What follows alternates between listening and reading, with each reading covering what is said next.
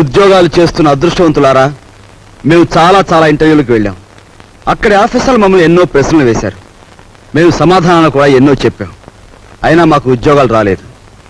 మీరు ఏ విధంగా ఉద్యోగాలు సంపాదించింది చెప్పి మాకు సహాయపడవలసిందిగా కోరుతున్నాం. మాస్టారు, మీకు ఉద్యోగం ఎలా వచ్చింది? మా మామయ్య గారు ఎమ్మెల్యేగా ఉండేవారు. సంతోషం. మీరు మాస్టారు, మీకు ఉద్యోగం ఎలా వచ్చిందో దయచేసి చెప్తారా? ధనలక్ష్మి పెంచింది. ఆవిడెవరు? ఆఫీసర్ గారి భార్య? ధనలక్ష్మి అంటే డబ్బండి. అదే లంచం అన్నమాట. అవునండి. నెక్స్ట్. సార్, మరి మీరు? వినయంతో కూడిన విద్య వల్ల వచ్చింది, కృషితో కూడిన దీక్ష వల్ల వచ్చింది. కృషితో నాస్తి దుర్భిక్షం, జపితో నాస్తి పాతకః అన్నారు పెద్దలు. కావచ్చు, కానీ మీకంటే ఎక్కువ విద్య ఉన్న మా యువతరానికి మీకంటే తక్కువ ఉద్యోగం కూడా ఎందుకు రావటుందో చెప్తారా? మీ యువతరానికి విద్య కంటే పొగరెక్కువ, వినయం కంటే విప్లవం ఎక్కువ, ఆలోచన కంటే ఆవేశం ఎక్కువ, బాధ్యతల్ని భరించటం కంటే హక్కుల కోసం పోరాటం ఎక్కువ. విద్యని వివేకాన్ని వీధులకిడ్చి మీ నిరుద్యోగానికి ఈ వ్యవస్థే కారణం అనుకోవడం తప్పు. ఉద్యోగం ఎలా వచ్చిందంటే మనల్ని కారేశాడు. ఈయనెవర్రా? మా నాన్నగారు. ఒకవేళ నీకేదైనా జవాబు తెలియదనుకో, అది కూడా వినయంగా చెప్పి తప్పకుండా తెలుసుకుంటాను సార్ అనాలి. రక్షక్, అన్నట్టు ఇంటర్వ్యూ కార్డు జేబులో ఉందా? ఉంది నాన్న. నువ్వు పదవాలి. నాన్న కాదు. అలాగే పద. నువ్వు రావే. వస్తామ్మా. ఆ ఉద్యోగం రాక మరో ఇంటర్వ్యూ వస్తే అమ్మ శకునం మంచిది కాదేమోనని చెల్లెల్ని, ఆ చెల్లెలు కాదని ఇంకో చెల్లెల్ని, నాకు ఎదురొస్తే ఉద్యోగం రాదేమోనని మా బామ్మ కూడా పక్కకు తప్పుకుని, ఇలా ఒక్కొక్క ఇంటర్వ్యూకి ఎన్నో ఆశలు పెంచుకున్న మా వాళ్ళందరికీ వీడికి ఉద్యోగం రాదు అనే నిరసన భావంలోకి వచ్చేశారు. ఉదయం మా ఇంట్లో నన్ను చూసేసరికి సుప్రభాతం మరో రకంగా తయారైంది. నిఖిలాంధ్రదేశ నిరుద్యోగ మహాసభాధ్యక్ష, నిదురించు నీదు నిదురే గద లోకరక్ష, ఎంప్లాయిమెంట్ ఎక్స్చేంజీలకే పరీక్ష, మా తండ్రి నిద్ర దేశానికి సుప్రభాతం.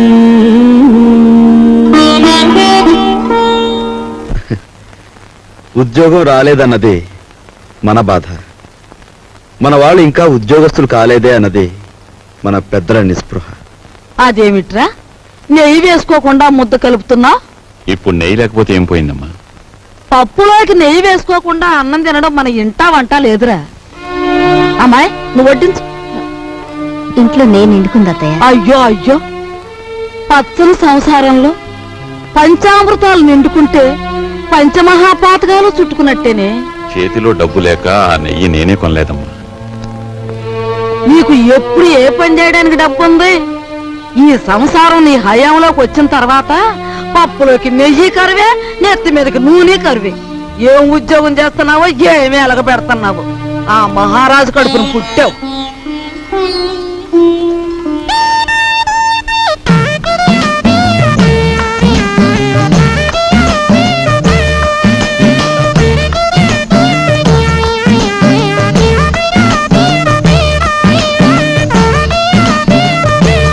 చిన్నాడా, ఆఫీస్కి వెళ్ళడానికి మీ నాన్న తయారైతే ఇంకా ఏం చేస్తున్నావురా?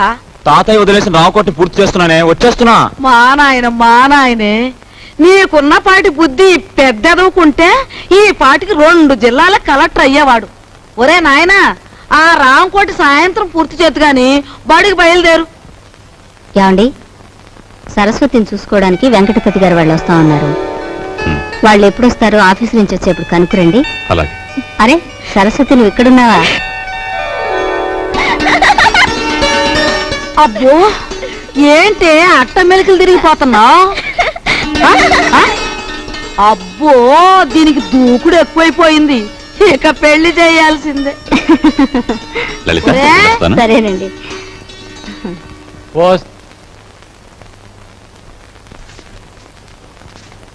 అన్నయ్య, నువ్వు మా అత్తవారికి బాకీ పడిన కట్నం డబ్బు చెల్లించలేదని మా మామగారు అత్తగారు నన్ను ప్రతి క్షణం రాచి రంపాను పెడుతున్నారు. నువ్వు వెంటనే ఆ డబ్బు చెల్లించి నాకు ఈ నరకయాతన తప్పిస్తావని ఆశిస్తున్నాను. ఇట్లు నీ చెల్లి సావిత్రి. ఉత్తరం ఎక్కడి నుంచిరా? సావిత్రి దగ్గర నుంచా? చెంచకుండానే. ఆఫీస్ ఉత్తరంలే అమ్మా. ఏం రాపిగా, నీకు డబ్బులు ఇవ్వాలి కదా, 2 రోజుల్లో ఇస్తాలేరా? అట్టగానండి. లక్ష్మి వెళ్ళవే, రిక్షా ఎక్కువ. రండి. ఇది క్రాపు, ఈడి షేపు చూస్తుంటే అచ్చు సినిమాలో వెళ్ళంలా యమ సీరియస్ గా ఉన్నాడు. మన పని అవ్వాలంటే ఇలాంటి వాడితో జాయింట్ అవ్వాలా? గురువా, హలో చెప్తాను. ఊరుకోరా, ఊరుకో. ఈ ఫోటో ఎవరిదో బాగా చూసి చెప్పు. ఈ ఫోటో నీదేనయ్యా? దెబ్బ తినేసావు గురువా, నీకు బాడీ ఉంది కానీ మెదడు తక్కువే. ఈ ఫోటో నాది కాదు, భుజంగరావు గారు అని ఈ ఊళ్ళో బాగా సిల్లర్ సంపాదించేసి బాగా మదించిపోయిన పెద్ద మనిషి ఫోటో ఇది. యువతలు నేను రౌడీ గురువు గారితో మాట్లాడుతుంటే నువ్వేట బా. ఎంతకీ చెప్పొచ్చేది ఏంటంటే, ఇదిగా ఈ మనిషి నా ఇంట్లో తప్పించేసి నన్ను ఆ ఇంట్లో ఎట్టేసావనుకో, చెప్పాను కదా బాగా చిల్లర ఉన్నాడని. ఆ చిల్లర మన ఇద్దరం సరి సమానం పనిచేసుకున్నాం. ఎలాగుంది ఐడియా? నీ కంటికి నేను ఎలా కనిపిస్తున్నానయ్యా? గురువా, నీ ముఖం చూడగానే నాకేమనిపించిందంటే ఇక్కడ కూనీలు కంట్రీ పనులు రేట్లు వారీగా చేయబడును అని పోటీ కట్టినట్టు అనిపించింది. అలో వింటున్నావా? వింటున్నా. గురువా, నా బాడీ నిండా ఐడియాలు ఉన్నాయి గాని కలేజా లేదు. నీ కలేజా నా ఐడియాలు జాయింట్ చేస్తే కుమ్మేస్తాను. నేను పోలీసు వాళ్ళకి పాత చుట్టానే కావచ్చు, కానీ నన్ను పరీక్షించడానికి సిఐడి నిన్ను పంపించారని నాకు బాగా తెలుసు. హలో, నేను ఈ పని చేయను. వస్తా. గురువా, హలో, ఇది ఎక్కడ పీకులాట పంచాంగం నాయన, నన్ను సిఐడి అంటావేట్రా బాబా? ఎవర్రా నువ్వు నామేసేస్తా? హాపడక బ్రదర్. హలో, నువ్వు మోగోడు కదరా, ఎలా మాడుతున్నావు? పైగా నన్ను పెదరు అంటావు. నీ కంటికి నేను పెద్ద ముష్టోళ్ళ కనపడుతున్నాను ఎట్రా? ఏటి ఎదవేస్తాలు? ఈ వేషం ఒక్కటే కాదు, నువ్వు చూడాల్సిన వేషాలు ఇంకా చాలా ఉన్నాయి. చూస్తావేంటి నా విశ్వరూపం? పట్టుకో పట్టుకో. హలో,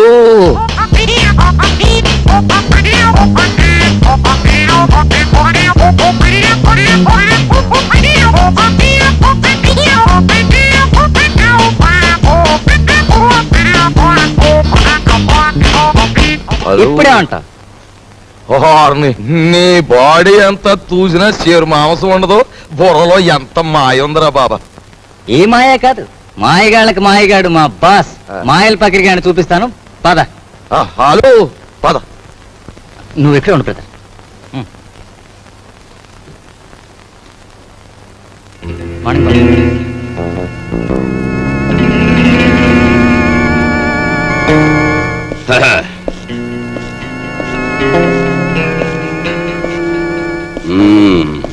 ఏరా, నీ పేరు వరాలా?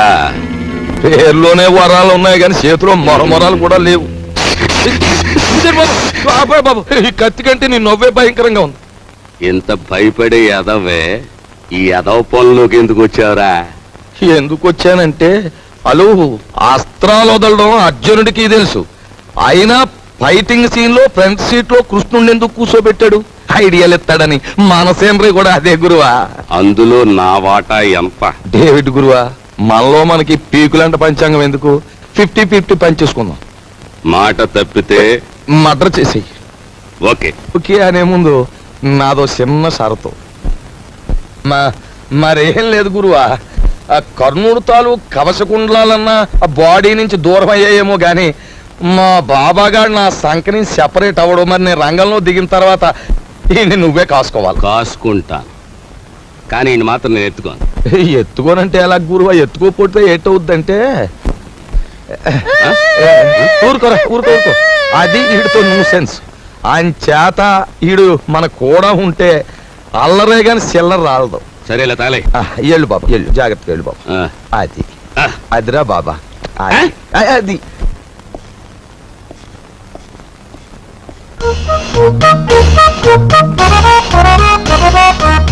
బాబు, నువ్వు చూసుకోవాల్సిన శాంతి అదే. బాగా చూసావా?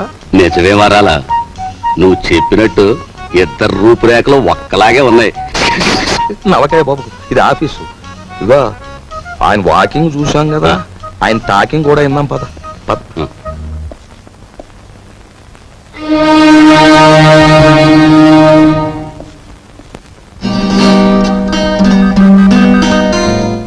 నీ తెలివితేటలు పరీక్షించడానికి సర్టిఫికేట్సే చూడనవసరం లేదు. నిన్ను 3 ప్రశ్నలు అడుగుతాను, జవాబు చెప్పు.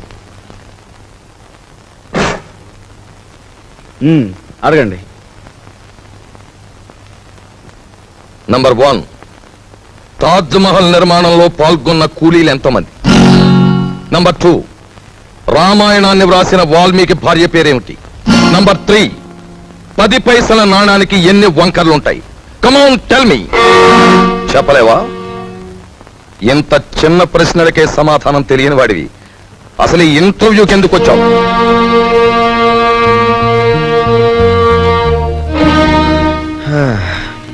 చెప్తాను.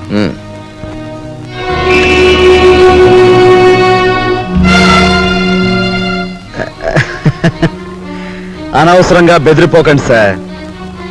ఇది నా 61వ ఇంటర్వ్యూ. అంటే నా సహనానికి షష్టి పూర్తి జరిగిపోయింది. అసలు నేను ఉద్యోగానికి పనికిరాను, లేదా నన్ను ఇంటర్వ్యూ చేయడానికి ఆఫీసర్గా మీరు పనికిరారో ఇప్పుడు తేల్చుకుంటాను. సార్, వాల్మీకి భార్య పేరు మీరు వినలేదు, నేను వినలేదు. కానీ పెళ్ళైన దగ్గర నుంచి మీరు మీ భార్యను చూస్తూనే ఉన్నారు.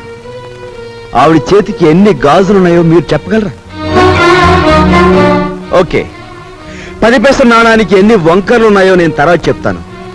కానీ రోజు దువ్వుకునే మీ తల మీద ఎన్ని వెంట్రుకలున్నాయో మీరు చెప్పగలరా? కనీసం ఆ దువ్వుకునే దువ్వెనికి ఎన్ని పళ్ళున్నాయో చెప్పగలరా? చెప్పండి. నాకు తెలియదు. మీరు వేసే అడ్డమైన ప్రశ్నలకి మేము సమాధానాలు చెప్పలేకపోతే మమ్మల్ని వెధవలా చూడటం తెలుసా?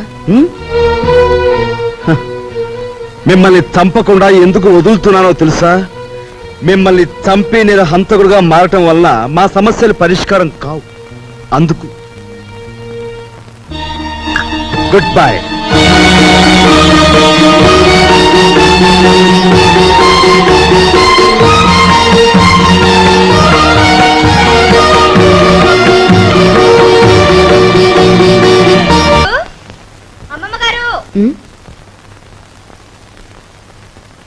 ఎవరే నన్ను పిలిచారు? నిన్ను కాదత్తయ్య, నన్ను పిలిచారు. సరేలే, ఎవరిని పిలిస్తే ఏం గాని ఇంతకీ పిలిచింది ఎవరా అని.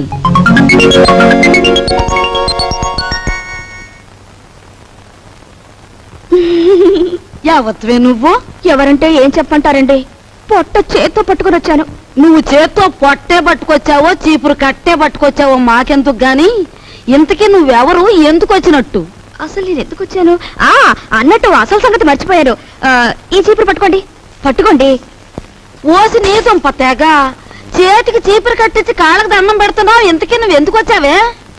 నా పనులు చూసాకైనా మీకు బోధపడలేదా అండి?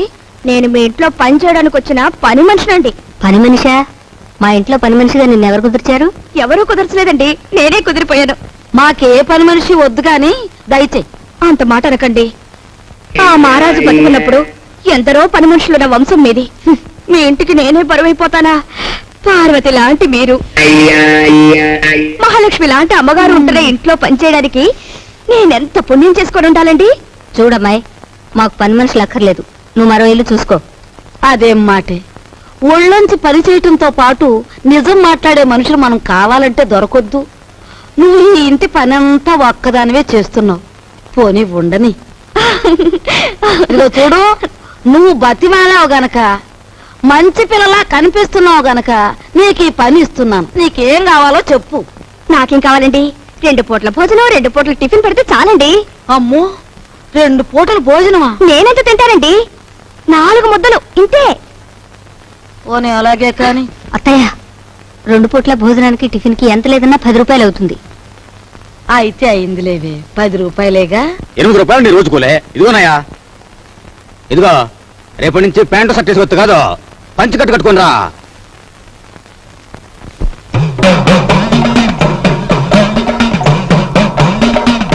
అదేమిటే, ఏదో అమ్మవారి కుమ్మం పోసినంత అన్నం పెట్టుకున్నావు, అదంతా తినడానికేనా? అదేంటి బామ్మగారు, సాయంత్రం తినే అన్నం బదులు ఓ ముద్ద ఎక్కువేసుకున్నాను అంతే. నా తల్లి, ఇప్పుడు చెల్లించే కుమ్మం చాలక మళ్ళీ సాయంత్రం ఒక కుమ్మం చెల్లిస్తావా? ఇదిగో చూడు, నువ్వు పనిలో చేరేటప్పుడు ఏం చెప్పావు? నాకేం వద్దండి, 4 ముద్దలు పెడితే చాలన్నావు. అన్నావా? అన్నానండి. కూరతో 4 ముద్దలు, పప్పుతో 4 ముద్దలు, చారుతో 4 ముద్దలు, పెరుగుతో 4 ముద్దలు, మొత్తం ఎంతైందండి? నా పిండా కూడా అంత అయ్యింది. నువ్వెంత దెయ్యపు తిండి తింటావని తెలిస్తే నిన్ను అసలు పనిలోనే పెట్టుకునేదాన్ని కాదు. అవునులే అత్తయ్య, పెట్టేది పెడుతూ మాటలంటుంది దేనికి? పాపం ఇంటి పని అంతా ఒక్కతే చేస్తాంది. ఈ పెరుగు కలుపుకో. తినమ్మా, బాగా తిను. అమ్మో అమ్మో, పోసి నీ అమ్మ కడుపు మాడా. నా కళ్ళేమన్నా దిష్టి కళ్ళు అనుకుంటున్నావా? నా ఏం దిష్టి కళ్ళు కావమ్మా. ఇదిగో రోజుకు 3 కంచాలు బాగా మెక్కు. నాకే